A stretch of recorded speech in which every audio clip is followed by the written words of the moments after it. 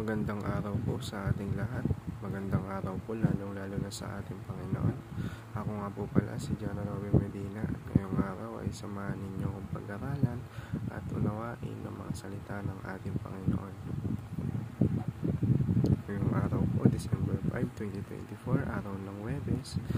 Ang title po ng ating devotion ay The Church is the Bride of Christ. At ang paksa po natin ay magmumula sa Revelation chapter 21 verse 2. Sinasabi po rito, I saw the holy city, the new Jerusalem, coming down out of heaven from God, prepared as a bride, beautifully dressed for her husband. O sa Tagalog naman po.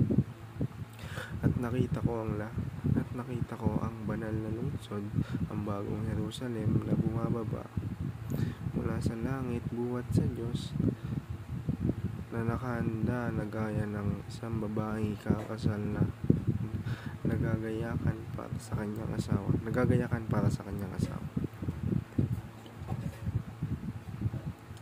At para naman po sa ating katuruan ngayong araw, unang-una, the church is the new Jerusalem. Sa ikalawa naman po, the church comes down from the heaven. At ikauli, the church is the bride of Christ.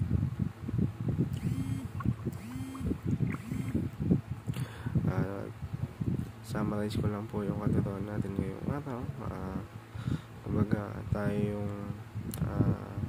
yung bagong Jerusalem o yung church. Kasi kapag sinabi po natin church, hindi lang siya basta struktura. Kung dati ang tingin sa church or ang pagpapakahulugan sa church ay isang struktura, ngayon ang church ay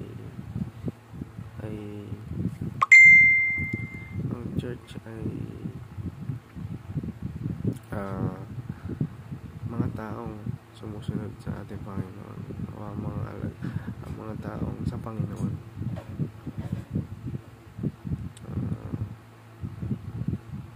At para naman po sa ating application ngayong araw, believe in Christ, the Savior of the Church.